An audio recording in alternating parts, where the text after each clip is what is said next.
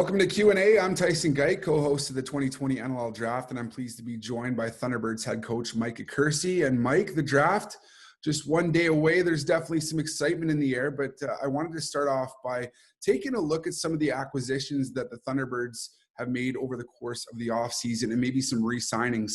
Can you walk us through those additions and re-signings and what impact you feel those players might have with the team next season?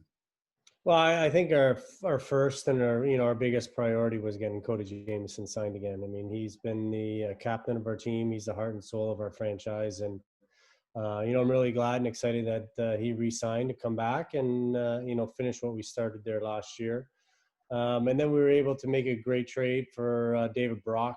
6'4", 220-pound guy, a guy that we kind of pursued last year in the offseason in his unrestricted free agency. And so we were fortunate to get him to strengthen up our right side of our defense. And, last, Steph LeBlanc, perennial goal scorer. He's always an all-star. And, he's really going to shore up that left side. So our left side is probably the best left side in the game today. So we're excited about all those three. And I think those are the three big ones for us in the offseason.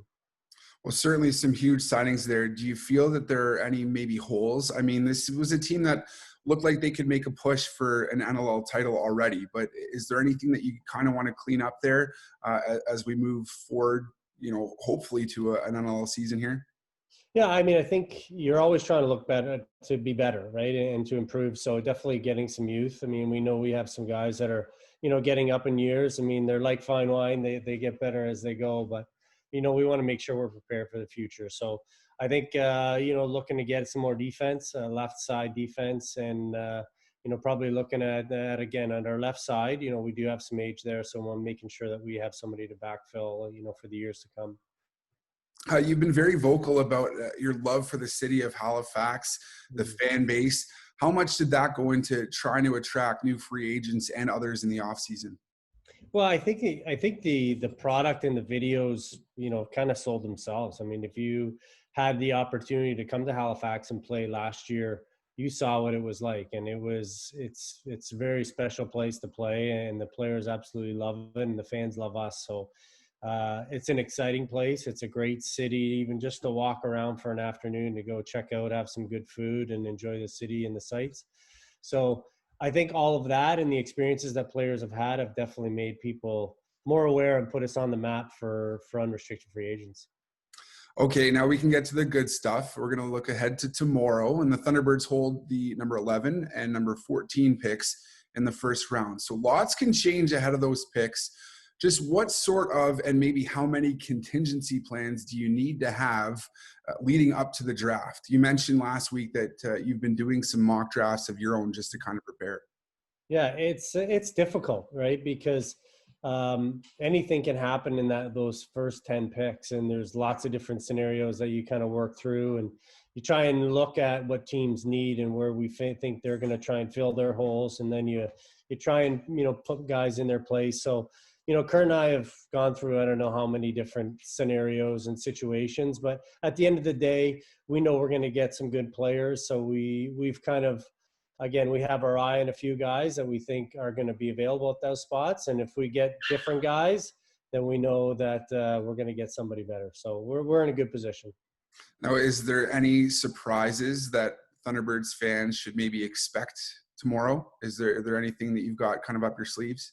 You never know. I mean, again, draft day is an exciting day because a lot of guys are looking to move and make moves. So there's so many different trade scenarios that have been offered. We've been offered lots of different scenarios. So, you could see us move up. You could see us, trade a pick for a guy. Again, lots of different fun, exciting things. So tomorrow's going to be an exciting day, and, I'm sure we'll be on the phones already tonight getting ready for it.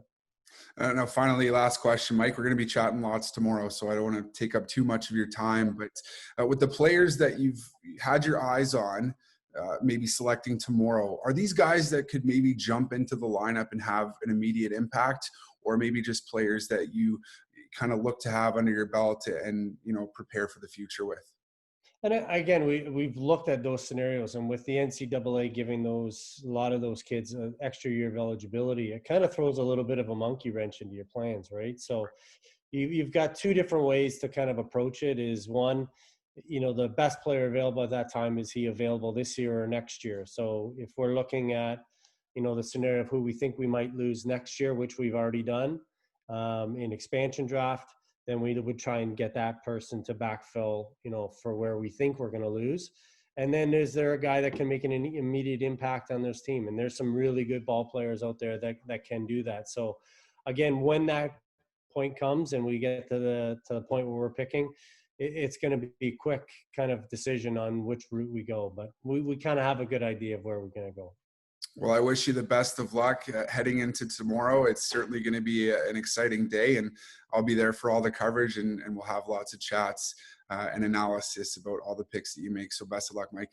Yeah, thanks a lot.